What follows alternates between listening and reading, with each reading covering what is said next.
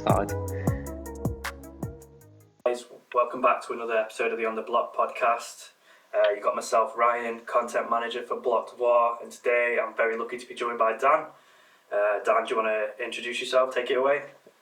Yeah, Dan. I'm a senior designer for All Saints. I'm currently designing the menswear jersey, sweats, and denim for All Saints. Yeah, that's me. And you said you're London-based, right? Yeah, I've been down in London for about 5 years now. Originally from up near Leeds, bit of a northern accent. Yeah, so I mainly moved down here for work. Like, you don't really get fashion jobs up north apart from Manchester.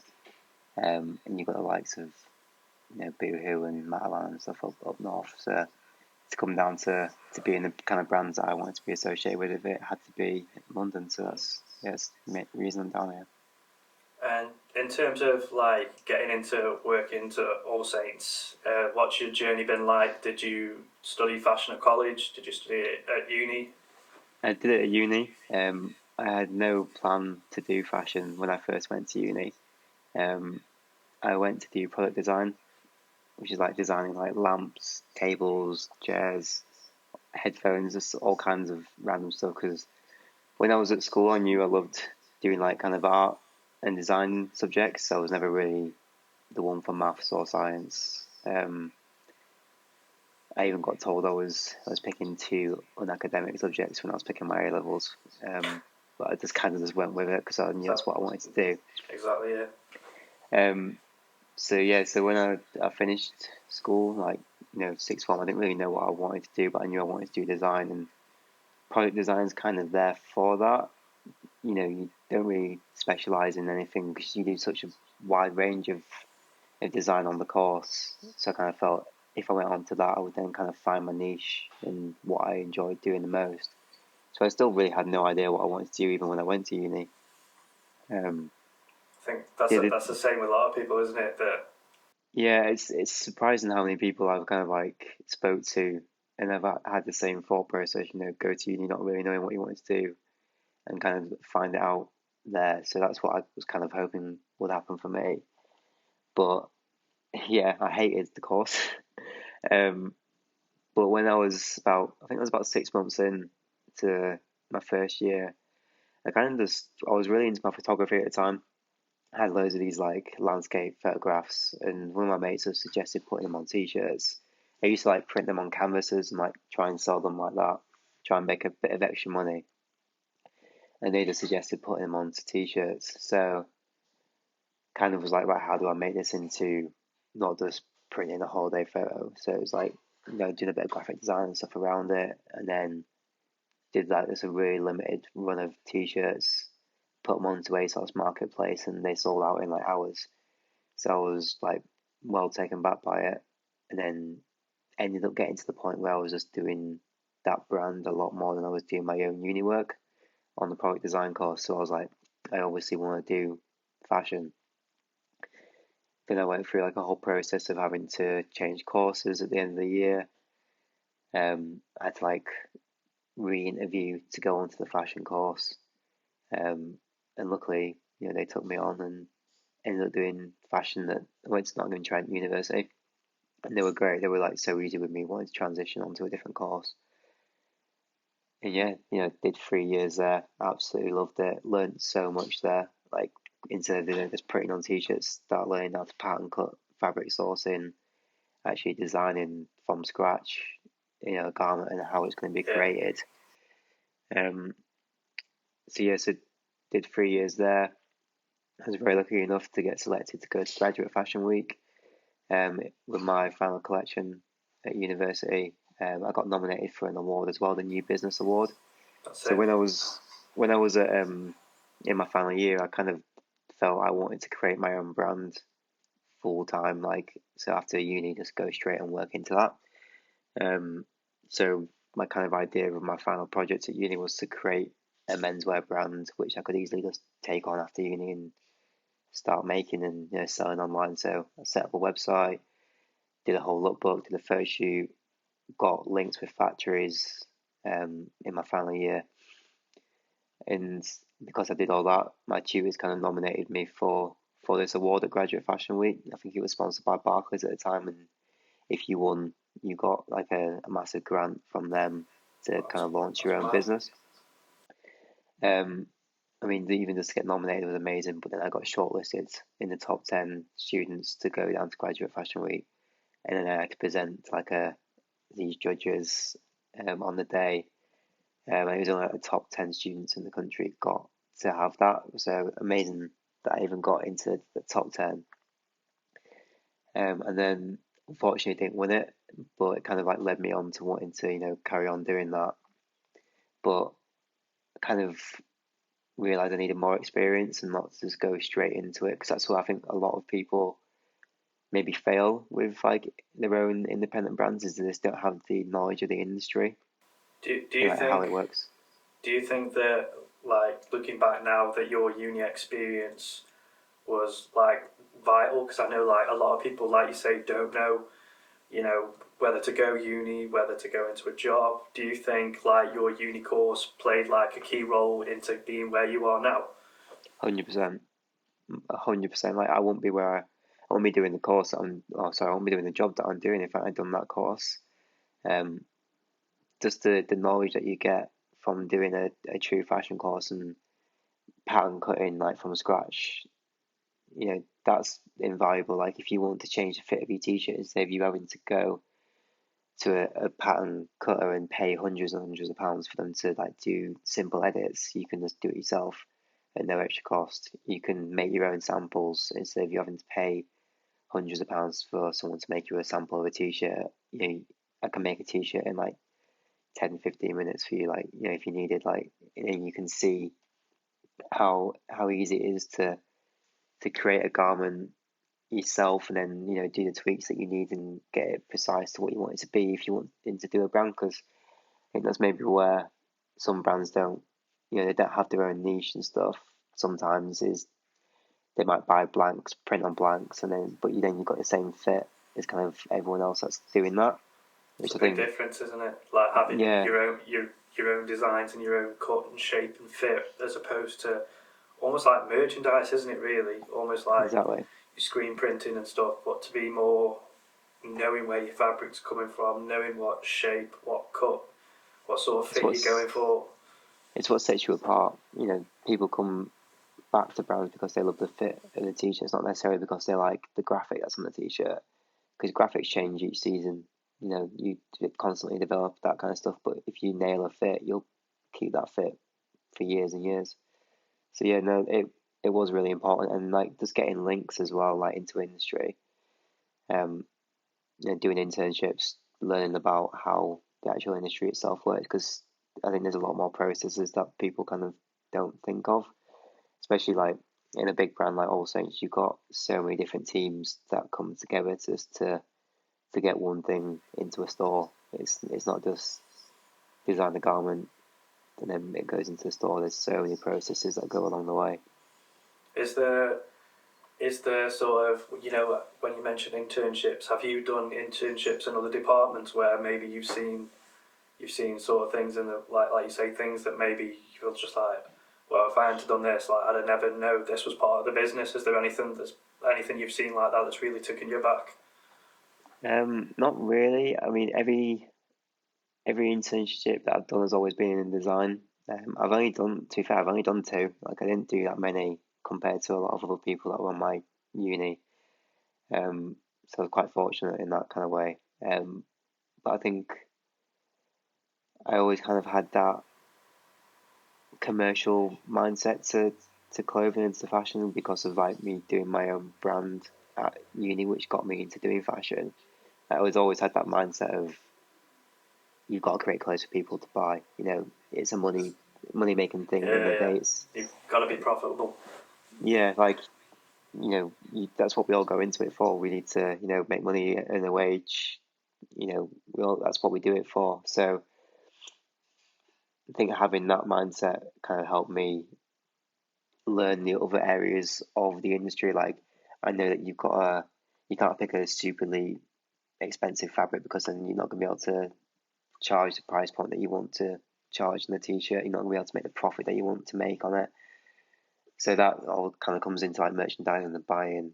Um, and then obviously you then can't pick, if you want your t-shirt to come out in like 3-4 weeks, you can't pick a fabric which then comes from Far East and takes like 10 weeks for it to arrive. Like that's the production kind of thinking about it and lead times and all that kind of stuff. So yeah, I think by kind of having that mindset from the start, it kind of helped me understand all the other areas of of the business.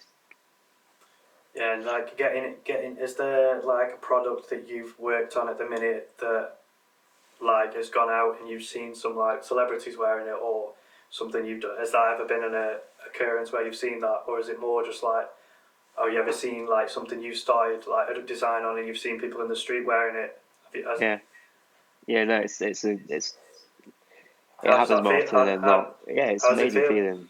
Yeah, it's great. Like it was amazing. Obviously, when I was doing my own thing, it was so small to then see someone wearing it because it was like that all came from me. But even stuff done for All Saints, it's great to walk down the street and see, because I know obviously the process that's gone behind making that, and our like kind of timeline is like almost like a year from designing something to it then going into stores. So it's almost kind of like a nice little flashback when you see someone wearing something because it's like it takes you back like almost a year ago to when we were designing it and everything that we were doing for that product. So yeah, we did like a capsule. I think it was for spring, start of this year. It was all new fabrics that were organic cotton and recycled cotton. So like we went with a really sustainable mindset to it, and we decided to then like leave all the fabric undyed, so there was no like excess like chemicals, in the dye process. It was like super, super, super sustainable, and that's like a massive thing for us All Saints at the moment. I was gonna Um, say, is that something that you? I think it's always different from people's from a consumer perspective and wanting sustainable goods. But have you definitely seen like a change in like a big brand's perspective and like this is a wider conversation around the world now, especially with COVID and people taking a bit more interest in what's happening in the world. Do you think big brands like All Saints are like kickstarting that sustainability and going like we need to focus on this now? yeah, so obviously, if I'd say 5-6 years ago, people were doing the sustainability thing to kind of almost be like their USP. Like it's like, oh, we're a super sustainable brand, you should buy from us, and that was kind of like almost like a selling technique in a way, not necessarily because it's I don't know, there might have been, yeah, because it's what we need to do. But I think, yeah, you're definitely right. It's something that big brands these days are like seeing, and we need to do it. Like, it's not just a question of, oh, should we try and do it? It's a question of like, we need to be doing it. Um, so for All Saints, it's a huge topic for us at the moment, and we're doing a lot of work internally to resource fabrics that we do and like carryover and just our best selling stuff to make them more sustainable. How So how you'll chal- how challenges has that been in terms of extremely. sourcing? Yeah, I can I, imagine. I think obviously we might the wider range of people might not know, but like there is a massive like issue with cotton in the world at the moment. I think only everyone wants to be using organic cotton. That's kind of like a gold standard that we should be aiming for. But I think I heard the other day that like only 4% of the world's cotton is organic. So if everyone's wanting to use organic cotton, like suddenly there's not enough supply for it, which means obviously if you do have supply for it, you prices go up for it. So then that might end up reflecting in garment cost to the final consumer. So you might start seeing if you want more sustainable product, it's going to start costing a bit more. And I think people might have to kind of understand that it is going to cost more to have a more sustainable product, and it's not like we've said it's important and it's a need that we have to be doing to get more sustainable. And it's not only just fabrics, but different techniques of like dyeing or fade out wash. Like everyone wants that vintage look tea at the moment, but yeah, but to create that you have to like throw so many chemicals and wash processes use so much water to create that look. Yeah, they look amazing, but but to get that look, it's not the most sustainable way of doing it. So we're looking at new technologies that people are using to create that. So we've started using a machine with some of our factories called an ozone washing. No water is used, and it basically air inside this machine like extracts the dye out of the fabric to kind of like take the color out and make it look faded. So that uses no water or chemicals at all. So that's something that we're looking into using a lot more at All Saints, because I think that's kind of our brand aesthetic, is to kind of look, we take a lot of our inspiration from vintage. So to try and recreate those kind of washes and looks and colours and stuff, we've got to try and find more sustainable ways of doing that. Like obviously we've all been stuck in this crazy sort of past 18 months pandemic wise and COVID wise. How has that affected the design business? Like I imagine like trying to get stuff shipped, trying to get stuff into production. How challenging has that been from like if you've got an idea and you want to put it into production and then all of a sudden you just can't get the designs, your factories are closed because of COVID. How serious has that been for you guys?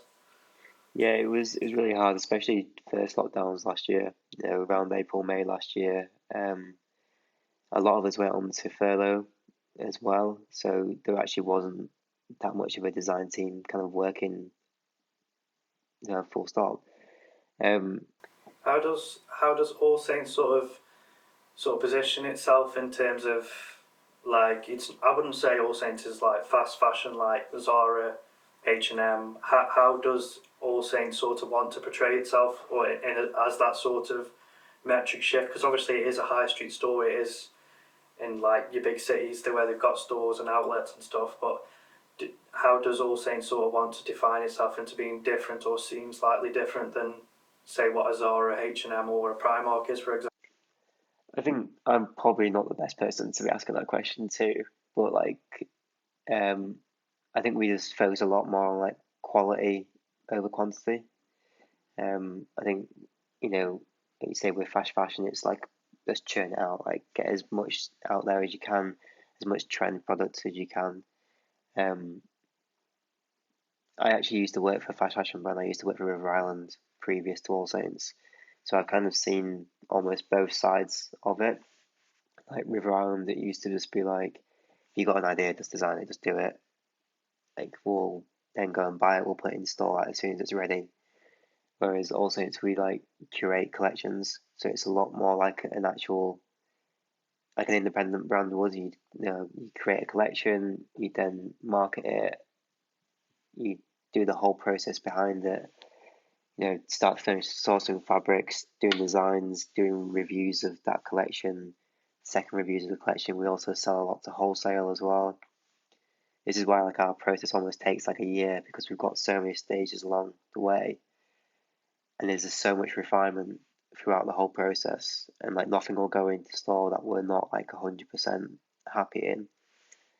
So yeah, I think the focus on the product, which again, comes with a price point. Like I know some people probably do say All Saints is quite expensive, um, for where we are in the market, but I think You can tell why though. Like 100%, you can yeah, tell why.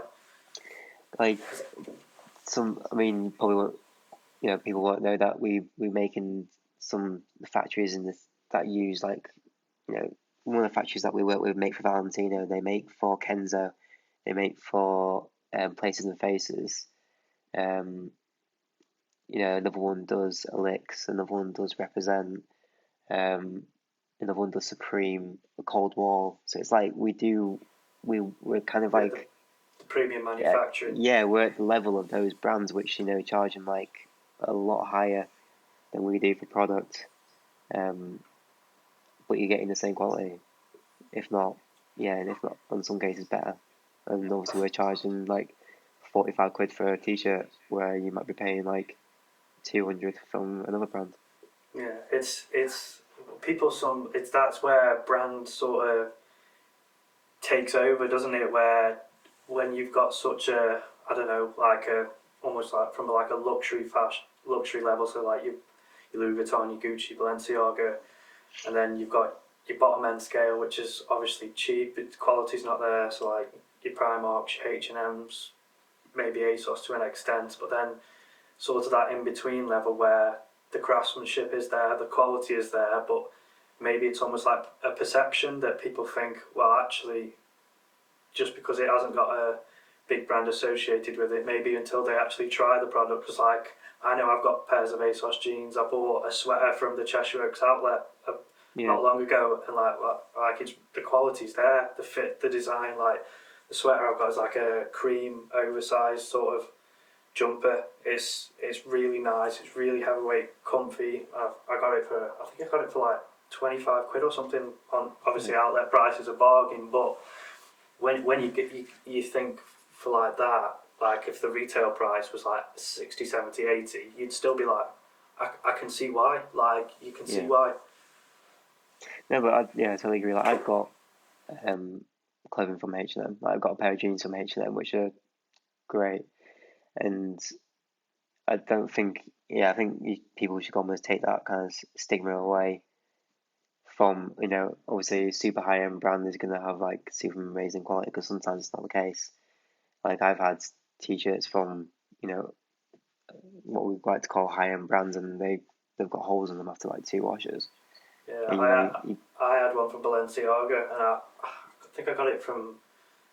I can't remember where I ordered it from. So I think it was Mr. Porter, and then I ordered it, and I was like, this shirt is like nearly 300 quid, and I'm like, it's so thin, and I'm yeah, yeah, like you no, literally same. are just paying for the brand, aren't you? And I was like, Yeah, I'm not keeping this. Like it's not. I've got shirts that cost 30 quid that are much thicker, much better fabric and fit than this one that's 300, where you are just you paying for pay the for a brand. name. Yeah, yeah, same. I think it's Balenciaga again. I got a t-shirt from them where like it was the Paris print on the front. It's like 3 or 4 washes, the print's almost like faded off. I mean, it looks cool now because it's not as like bright and colourful, which wasn't really my thing at the time. But like, yeah, it's for that price point you're paying for that. It shouldn't be doing it. And do you think like I've noticed that like the vintage sort of or second hand market in clothing's gone mad, I think, over the past 2 years. Like for me, I don't know what your perception is, but like maybe when I think are you the same age as me, you 27? Yeah, yeah, 28. Yeah, So, yeah. Well, when I was like maybe in like high school age, like you wouldn't think to go like second hand shopping. There was a real sort of stigma and perception about it, but that's definitely shifted now. And does that affect like what you do on a design process? Is that almost like a going and sourcing vintage stuff, going and sourcing things from the past to take as reference points, or is it almost like a how do we compete with vintage? it's not necessarily how we compete, but we take a lot of inspiration from vintage. Like, that is All Saints' main Yeah. inspiration point. Um, like the vintage showroom in London, like it's one of like the best places to go. I mean, stuff is stupidly expensive in there, but it's everything's amazing. Like where All Saints head office is based, we're right near Brick Lane as well, and there's so many vintage stores down there. You know, I'm in East London, so there's so many vintage stores around here.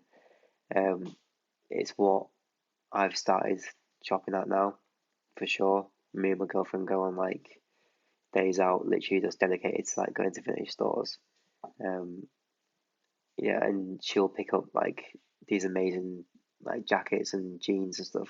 And she's got like a Ralph Lauren knit jumper for like a fiver. And it's like, that whole idea of repurposing, like it's another form of sustainability. Instead of going and buying like mass produced clothing, which is using up like cotton supplies, using up all like resources.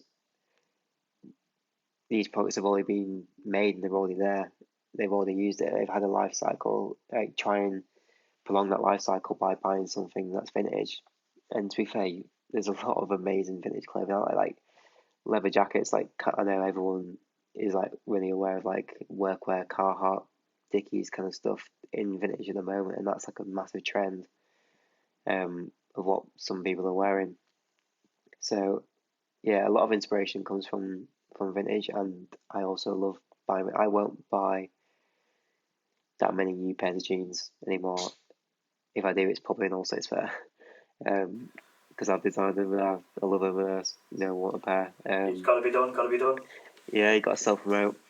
But yeah, I'll always try and find Levi's old 501s or 511s, or they've nailed their fits for so long. They've got amazing fabrics, so they know what they're doing. The quality there. Like I picked up a couple of pairs for like of Levi's off Depop for like 20 quid, and then you think like Amazing. yeah, it's like Depop's how another can you thing. go wrong?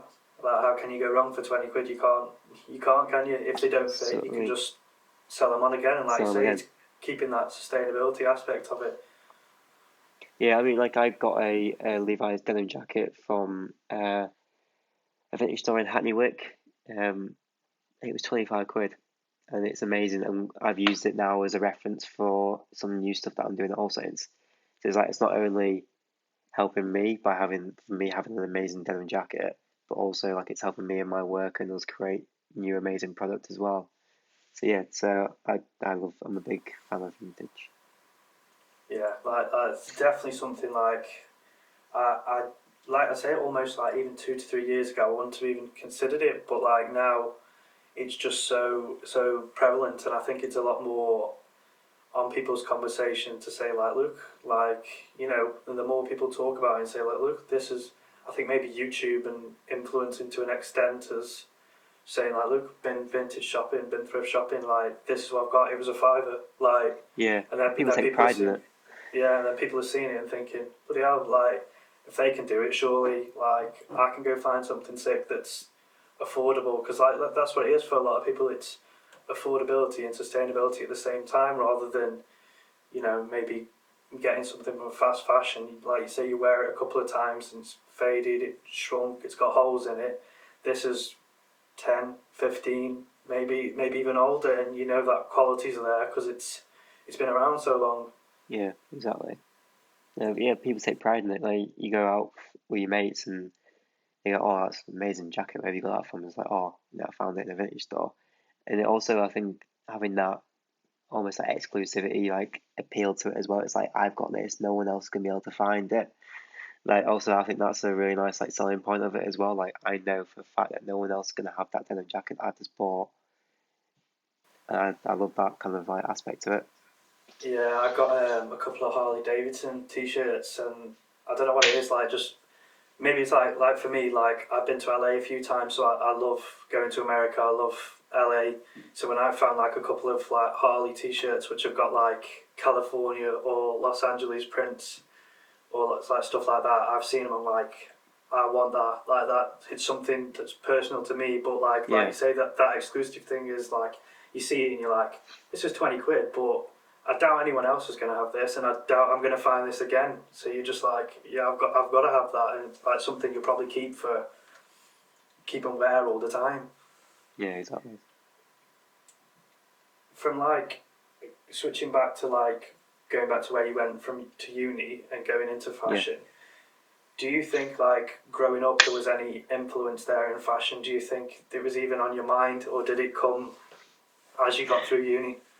Came a lot later. Came a lot later. I probably wasn't really interested in like I don't want to say like fashion, but like clothing in the industry until I was actually in uni doing the fashion design course. Like I think obviously I had a bit of some thought process to it, but it never kind of was as big as it was when I was actually fully thrown into it and like had to learn about all these extra things.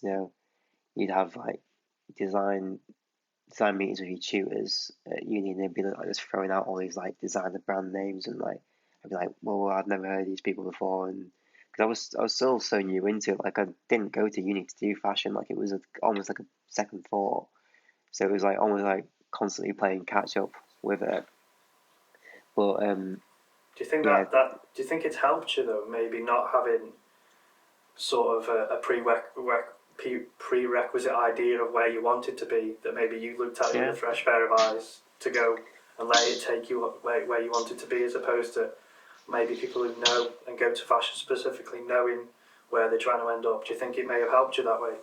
Yeah, it might have like given me a more open mindset into actually like not having a definite idea of what I've already love and what I want to create. Like maybe like it kind of gave me, yeah, more open mind into seeing what other options were out there, and seeing what I actually truly did like, because I wasn't influenced before.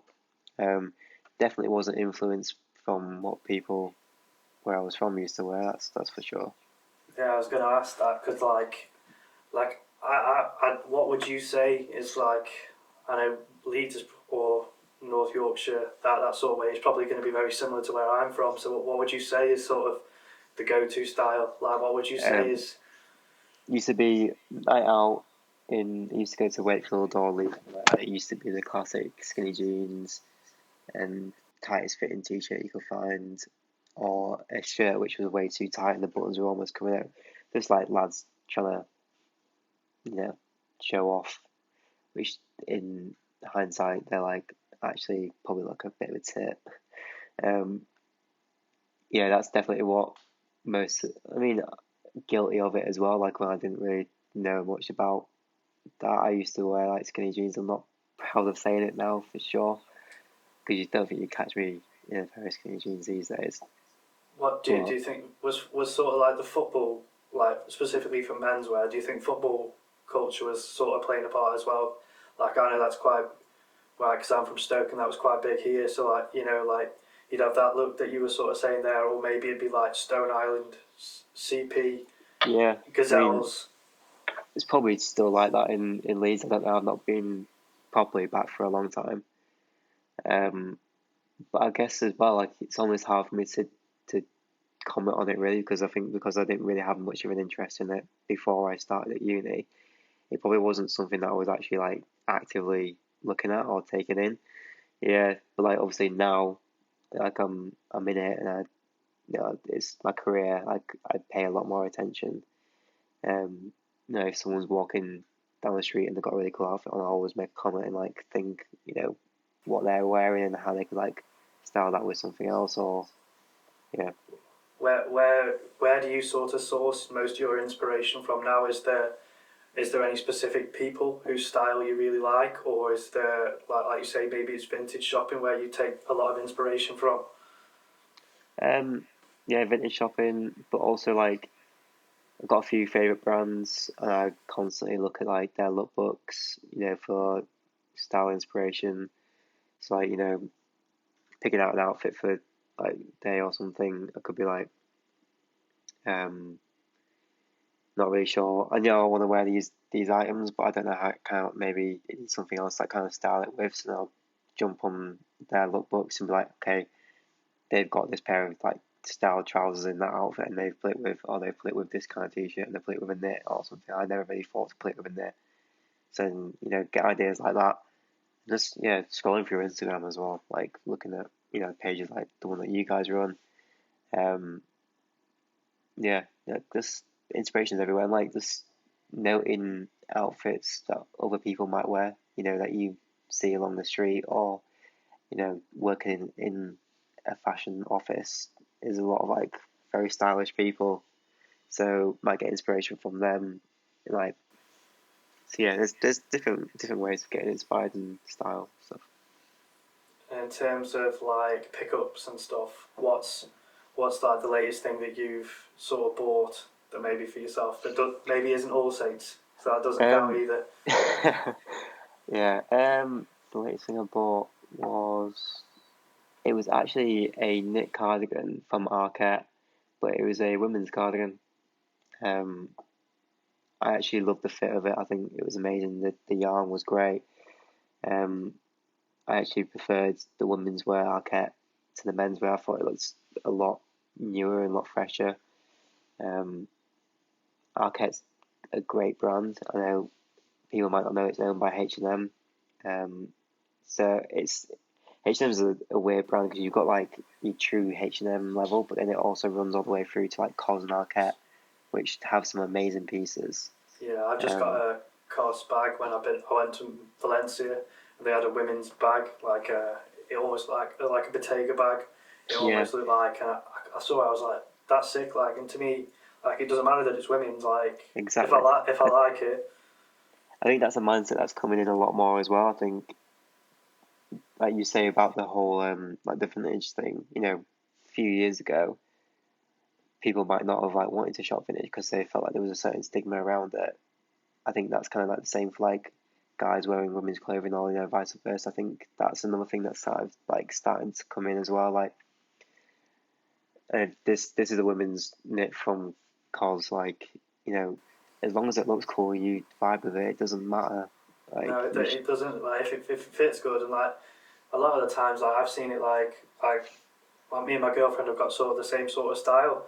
But then I'll see stuff that she's wearing. I'm like, I really like that, but I am annoyed that they don't make it any bigger. Yeah, no, we're But we're exactly the same. Me and my girlfriend, we're like, I'll even steal her clothes. She steals mine. It's definitely a lot more like she steals mine. Uh, but like, she was wearing an outfit a couple of days ago where I was like, yeah, you look sick in that, and I kind of like tried to like replicate a version of that for myself. So yeah, I think it's great. is there anything you've got your eye on picking up? Like, is there anything that's on your wish list? Um, Not really at the moment. I'm very like particular on. I think used to be. I used to just like buy anything I wanted there and then, like, and but I think now I'm kind of going a bit more conscious of like how much I actually would wear something. So I like we're gonna be moving flat soon, so we've just done like a massive clear out of like stuff, and I've got rid of so many clothes that I'd be like, yeah, I've worn it 2 or 3 times in like a year. Like I'm obviously not loving it enough to like wear it constantly. It's like now I kind of like focus a bit more on like getting like basics nailed, and then like getting other pieces then put on top of your basics. Um, I think it does help, doesn't it? Like, sometimes you think, oh, there's just a white t-shirt or it's just a pair of jeans, but maybe, like you say, the cost per wear and stuff, you spend a little bit more, but you're spending a little bit more for a reason, like for the quality, and you're going to wear it all the time rather than 20 quid on one wear or 40 quid on exactly. 10 wears. It's So I mean, I'd much rather like brands that I love, like our Legacy. Like I'd much rather go in there and spend like 200 quid on a shirt and know that I'm gonna be wearing it for like the next 5 years, and it will last another 5 years. And like it's one of them. It's just like a timeless piece where it's not got like these amazing like huge graphics all over it, and it kind of like it looks amazing at the moment. But then like maybe this time next year, it's not really like what I want to be wearing. Um, so I'd much rather go and get those kind of pieces. I mean, I love our Legacy's collections. Amelie Ondor as well is another one of them kind of brands that I like love. Um, I think the what Teddy does with Amélie Ondor and the the lookbooks, styling's and insane.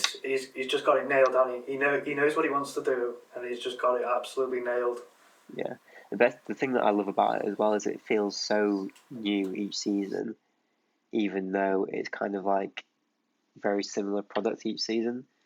I think if you go back and like look at maybe a winter lookbook from last year or the year before, the product actually isn't too different, but they've just got them little tweaks that like give it something new, and the way that he styles it as well, like it just gives like a new perception of that product.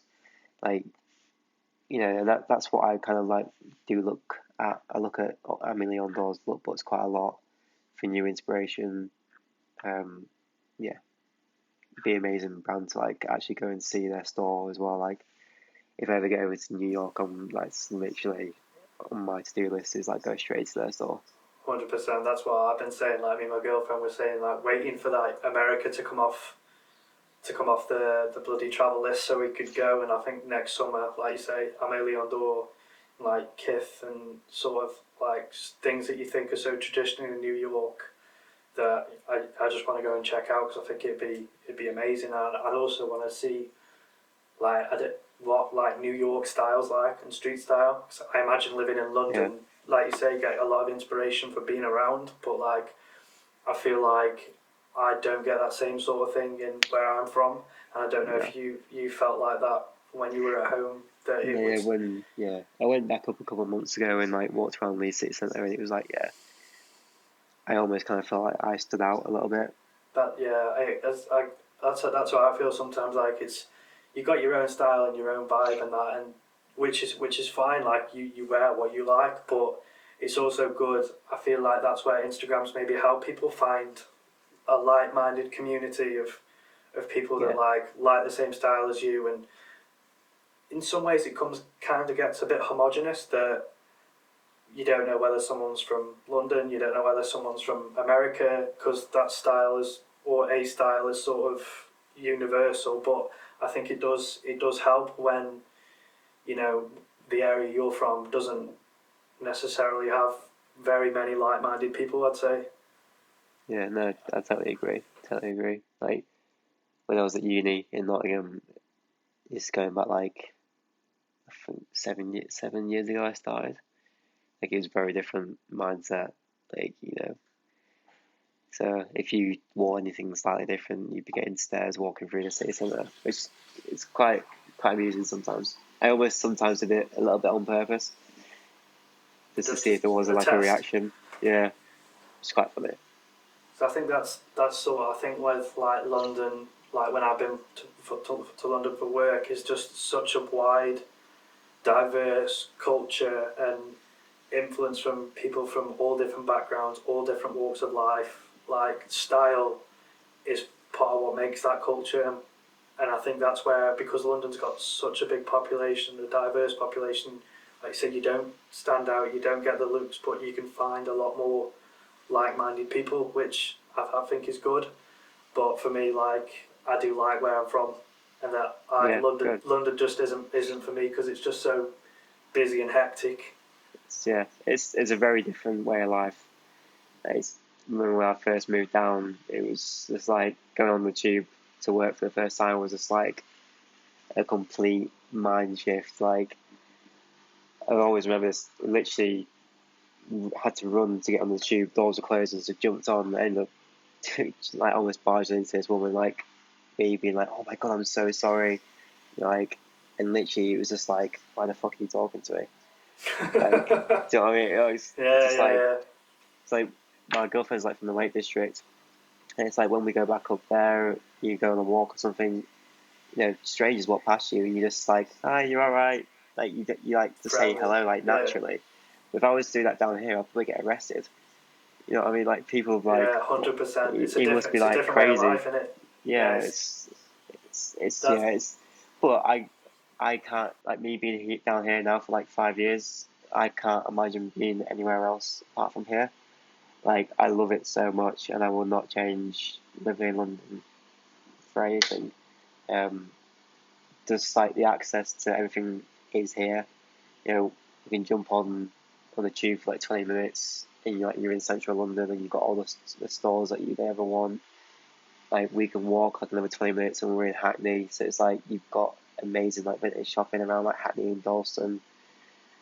If you then want to go like further out, you can go to like Hampstead, and you've got like all greenery areas. Like there's just so much down here. And like if you ever like you know just want to go out for a day, there's so much different things you can do. And yeah, I couldn't imagine not being in London now. And I won't be able to not be in London for my career. Like I have to be yeah. down here. That's what I used to work in music. Like I used to run my own independent record label, and I think that was very much like what with music and fashion. It was very much London centric.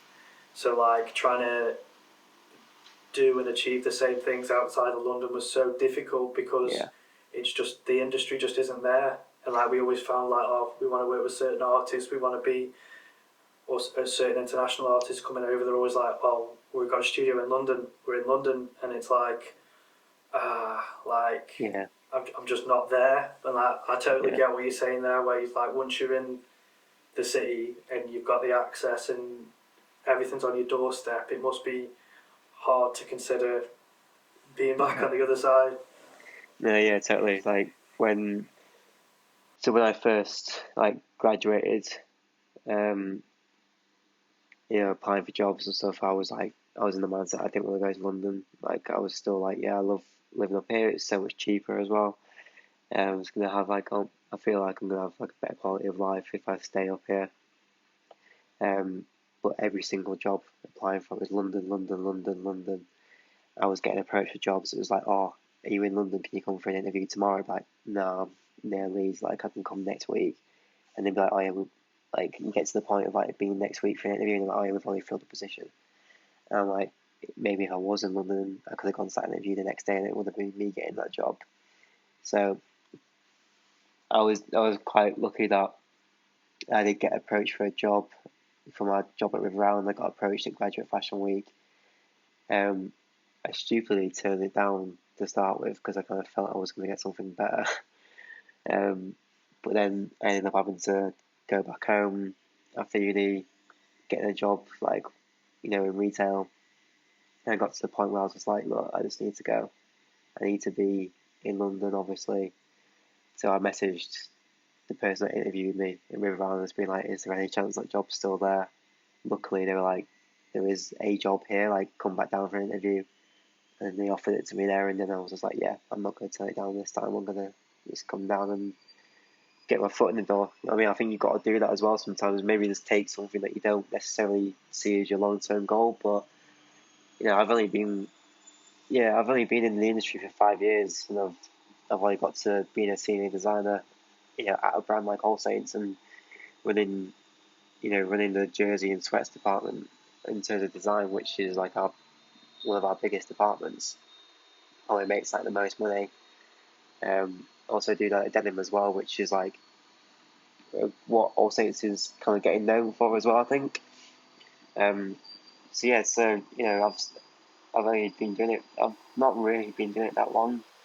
I think just throwing yourself into it, like trying to do as much as you can, will help in anything. Is that sort of the advice you'd give to anyone maybe considering uni or considering moving away? Is just sometimes you've just got to take the chance, and if you don't, Yeah. then So when I first moved down, it was like I was on a 3-month contract. Like, it was literally like, give you a 3-month contract. If you then pass that 3 months, you'll have another 3 months, and then we'll then review for a permanent position afterwards. So I was like, there is a very good chance that I could go all the way down to London and do this massive life changing move, and then 6 months later I don't have a job. But it was like, I will never find out about that unless I go and do it. And if worse comes to worse, and I didn't get it after the 6 months, I could have just gone back home and then restarted again, just gone through the whole process again. So yeah, that's what I would suggest to anyone, is to just throw yourself into it, give it a go. You don't know unless you give it a try. Yeah, I think it's worked out pretty well for me, so I can't see why it wouldn't work out well for anyone else. is there anything, like, from what you're working on now, anything exciting that people should be keeping an eye out from All Saints? Anything that you can talk about and say? I can't really talk about what I'm working on at the moment because obviously it's like a year ahead. But I would just say, yeah, All Saints is like, it's going to be one. I hopefully think it's going to be one of the most sustainable brands out there in the next couple of years, and we haven't compromised on any product to do that. It's still amazing. I think, obviously I'm quite biased, but I think the product's getting better and better. A wider offering, and like, oversized tees, which I think everyone looks out for, like from these brands like Represent and Cole Buxton, and all those kind of stuff. Like, we do very similar kind of stuff to that anyway. So maybe come and look at us for that. I'm trying to sell my own product here. One thing I am interested to think about from a design perspective is All Saints is maybe like it's got their own brand, and I don't know, do All Saints do collaborations as such, but I wanted to see what your thought is in collaborations in general, like what you've seen from other brands. Do you think it's a bit much? Do you think it's, like, for example, like the past week we've had the Gucci Balenciaga collaboration, which is just it says what it is on the tin, doesn't it? It's just ridiculous sometimes. Yeah, I mean, All Saints don't necessarily do collaborations. We might do it on specific product, like on our footwear. We did a collaboration with.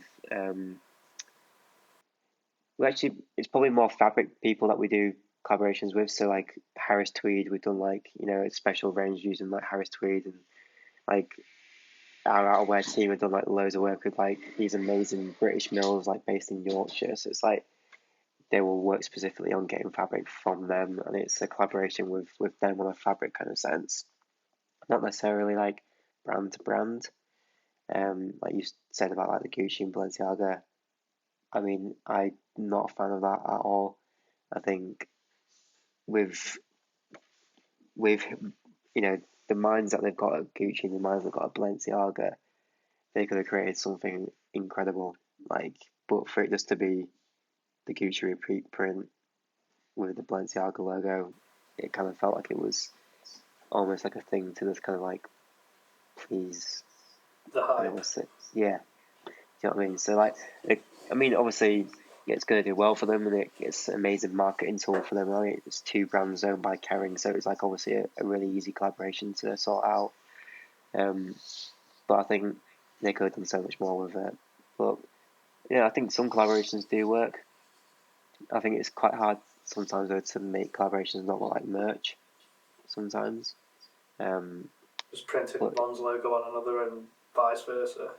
yeah, I think it's trying. I think the best way to do a collab is like almost like treat it like you're creating a new brand, but like the two brands almost like merging together. So it's like pick out like the best stuff that brand does. Like they might absolutely nail denim or outerwear pieces, and this brand nails jersey and stuff. So it's like kind of bring them together, almost like create a new brand together. That'd be like quite a cool way of doing collaborations, I think. Is there any, all saints aside, is there any brand that you'd love to maybe not collaborate with or work with on something, a product? Like, is there anything you think, I love what they do on X product and you'd like to be a part of that or in the design process of that? Ooh,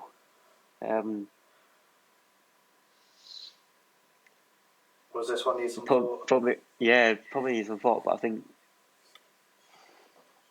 I'd love to go to Levi's and like just not necessarily like collaborate, but also just see Levi's and how they work, like on their denim, like the washes they create are amazing, the fabrics they can use will be amazing. Um, but yeah, no, that'll probably need a lot of thought. That it's quite a big question. That Yeah, I mean, like I've always wanted to, like I say, kind of get into the fashion industry, but I've always thought like, wouldn't it be good to see, like you say, how traditional brands like Levi's, how do they operate, how do they do their things? Because when brands have been around for hundreds of years, like they're doing something right. So it'd be good to yeah, know I what know those things are. because I know like a girl that I went to uni with. I think she was in the year above me at uni. She actually went to go work for Levi's in San Francisco, and she'd be like posting pictures of like they have like their own like almost archive library in San Francisco of like their very first jeans from like hundreds of years ago. So it's like amazing to like see the process that they would be doing back then and how they like modernized it to still keep that same aesthetic hundreds of years later. Um, so I think that'd be quite interesting to kind of learn about and look into, and also just see what they're doing from a sustainability point of view as well. I think that'd be really interesting because they're probably the biggest mass jeans producer in the world, Levi's. So it'd be interesting to see what they're doing from that kind of standpoint. And then everyone looks at them as an inspiration point. So what do they look at for an inspiration point? I think that'd be Yeah, quite interesting. it's definitely be a challenging one to see how almost like how does All Saints compete with Levi's when you say like they are so traditional and so and I guess the barriers to entry from a production perspective in terms of I guess they've got first point of call and access to denim and fabrics and resource, but then how do you create something for All Saints that is an All Saints piece while trying to compete with Levi's? Because like I know I've had Levi's jeans, but I've had All Saints jeans as well, and I think All Saints quality it's up there. But like you say, it's Thank you. so congrats on the work. It's working. I think it's up there, and I think like you say, maybe it is like perception. People just need to go out there and just be like, Luke, try a different brand or try a different product just to see what you think. Because like I picked up a couple of pieces from the outlets, like I was saying, and that's where I was like, oh, not surprised, like because I knew it was maybe like a starter price point, and maybe I think denim's around 90 quid ish. Yeah, so our jeans are 99 at the moment. Yeah.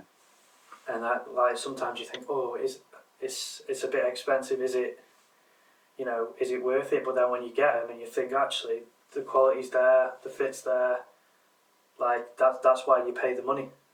Yeah, and we do, like I was saying earlier, we do a lot of work in it. So we brought out a new fit called the Jack, which is almost like a crop taper. Um, Amazing fit. Can use like rigid fabrics in it, so you get some amazing washes and stuff on it. But we worked on that for like almost like 2 years to get that fit right. So it's not just a quick thing like, oh, we want to do this fit, just quickly just get it in stores and see how it does. Like, we're not going to put something into a store where we're kind of like, oh, it might work, it might what not. We perfect something so that we know when it's in there, it'll either work because people love it, or if it's not right, if it doesn't work, then wasn't the right thing.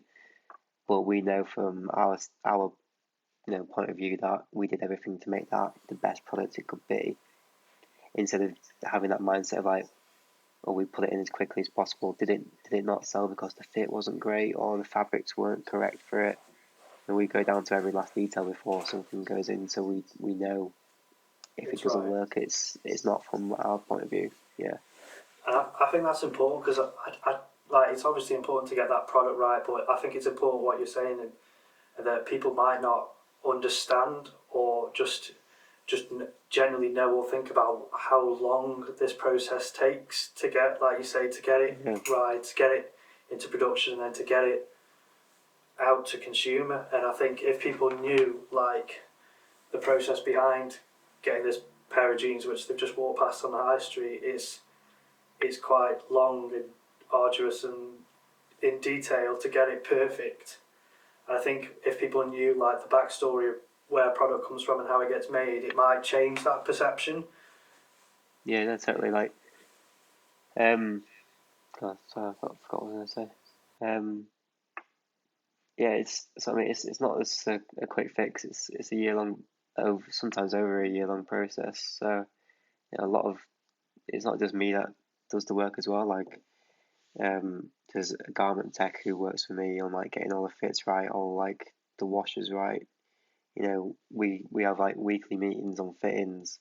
So before a product comes in, it'll probably have like 4 or 5 fitting sessions and tweaks and edits just to make sure it is perfect.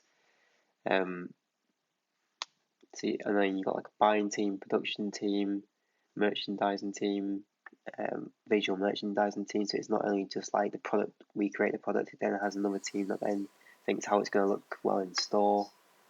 So yeah, so there's loads of elements to it. Would you ever consider doing your own brand again, or like Yeah, no, I'd love to do it in the future. I definitely don't think it's right for me to do it at the moment. I love working at All Saints. Like, I'm loving the way that the brand is going at the moment, and the product that we're creating is amazing. It's going to be even more amazing over the next year. Because I know what's coming out. So keep our eyes out for it. definitely. But yeah, no, I think maybe in the future, I'd love to, work with someone on it as well, instead of just doing it on my own. Like, have someone that's got like a like-minded approach and has a same mindset of what I would want to put into a brand and put out there. Yeah, I'd definitely look at it in the future, hopefully. Yeah, because it's like you say, it's I suppose working full time and then trying to kickstart a brand, especially by yourself, would be Yeah, it's a impossible. challenge. Yeah, that's And what like I'm like trying. the Just finances that go into it as well, they're crazy. I to think even that's like another, yeah. Sorry. like source the samples and get your ideas into even that sampling process. I imagine like the startup cost and the output you've got to put in to just Yeah, get like, there. you know, I think it goes back to kind of what I was saying earlier, and like, maybe having a bit of time in the industry before doing that is like, you learn it's the process, and you learn the supply chain and how it works. Like if you just come into it and you then talk into a factory and be like, oh, I want this t-shirt to look like this, but realistically, like actually it can't work like that in production. You learn that through being in the industry. Like there's so many things that we think, oh, these would look amazing, but then when you're actually thinking about how they're going to make, a couple of hundred of these like really quickly, you're like actually they can't really put it through a machine like that. And if they do that sewing technique first, and then they then got to then change everything again and then do it like this. So yeah, there's a lot that goes into it, and like say financial point of view, I think that's where it's good. Maybe like learning to make your own things. Like I think a lot of people appreciate like how Cole Buxton have gone about their work. Like Cole obviously went to uni and did fashion and learned about all that kind of side, and they make all their own samples in house before they then go in to get produced. And like you see like the tweak that they put into each fit to get them perfect. I That's think what that's why people. I really like Cole Buxton, and that's one of the things I was going to say is having them show and Cole and Johnny show the visibility of the brand and say like like People say love this that. is that's what I'm going to say. I'm like, oh, this is the work they're doing. This is sample, sample, sample. This is the tweak we've done. This is the fabric we've changed, and it's like you can You see the like see the process. You're on the process. journey. Yeah. Yeah. Yeah, totally. I think I think that's why people have bought into them so much and they've done so well so quickly. Is like being so transparent, and you know you see the process that goes into it and how hard they work. People want to just get on board with that. Like we're lucky because the stores in London, we can like walk into the store and see them working away and stuff. And I've been in there when they've been like on the phone about like doing stuff with like End, and you can just overhear like just natural day to day conversations that you have in a brand. So they're a great example, I think, to anyone that's kind of like thinking about doing their own thing. And I think like the reason I love Cole Buxton is like it is very they've got their own aesthetic and they've sort of nailed it. Like they've sort of nailed what their aesthetic is, but also done it with that sort of like the quality of the product. Like I've got their sweats, and I really love their sweats because they're super heavyweight, and like Yeah, people might pull the face and say, well, they're 125 quid, and it's like good there's a price once point. like once you try them on, like why they're not just a thin pair of joggers that are almost see-through. Like they're super heavyweight material. You can tell why the price point is what it is, and I imagine with the dye process is quite lengthy as well. Yeah, it's not a cheap process, and I think the price point that they're putting their stuff out at is a really good price point. Like, so you know what goes into it, the amount of time they've worked on it. I think it's really good and accessible. Um, yeah, there's a good reference point for anyone, I think. Is there any sort of fashion trend or anything that you really are messing with? Something which I'll let, be careful what you say. You might piss someone Yeah, off, no. but I could, is there anything you don't mess with at the minute? you ask a question like that and you're bound to piss someone off, aren't you? Um, skinny jeans. No, that'll be my one thing. But that's from a personal point of view, not a professional point of view. Because All Saints do really well in skinny jeans, and I design them for a living. And I know what goes into it. And I know that people want them. So it's I kind of I was hoping it was a trend that would be like there for a little bit and then maybe move on to like even the slim or wider fit. But I think yeah, fair play. Like people, they're comfortable in what they wear. They're just gonna keep on buying it. But it's something that you won't see me wearing for sure. Yeah, because I think that it is like you say, it's a personal style thing, and you're always going to piss someone off because it's Also, very. chunky trainers as well. The Balenciaga Triple S ones, like nah, not about that. That's not Uh, me. I've got a pair of tracks, and I've been considering selling them because I think I've worn them twice since I've had them. Yeah, that's what I mean. Like price per wear goes Is back to that. ridiculous. Yeah. But like there are some amazing ones. Like if you style them well, then they look great. Like you just got to style it right. I think people that wear like the chunky ones with the really skinny jeans, and that's Jeans. where I'm a bit like not really sure on that. And I think But that tends to be an American rapper thing as well. yeah, maybe that whole like that's not really it's that type of music either. So maybe that's why.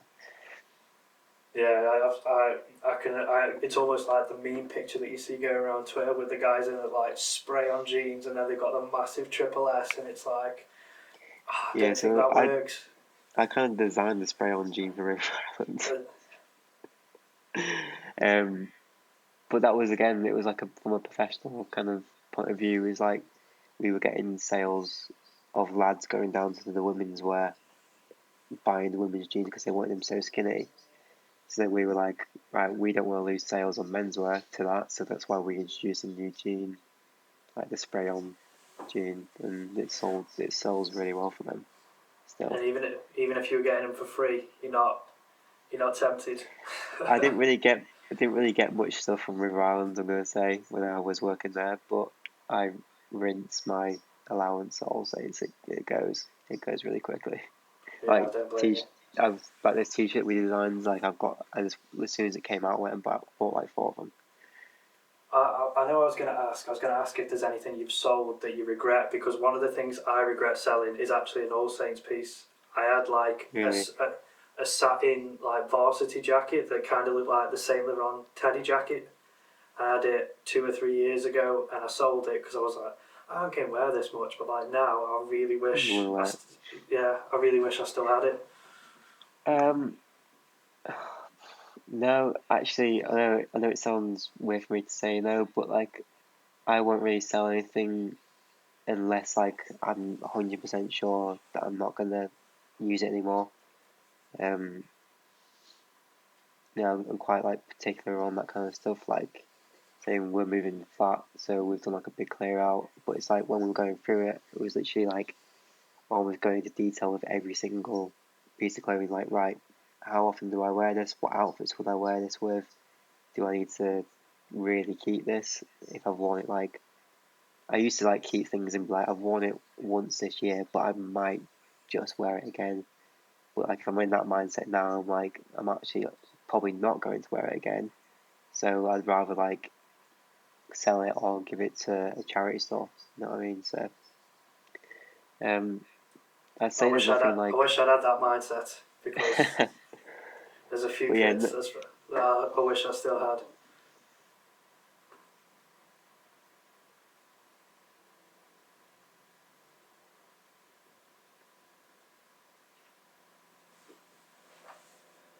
It's all good.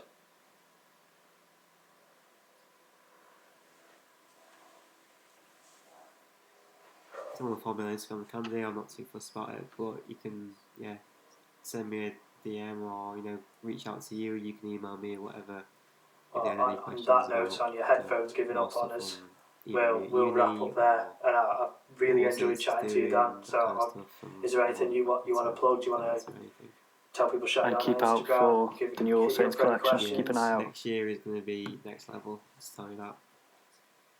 Well, thanks for your time again, mate. Really appreciate it. No worries. Catch you in a bit. All done.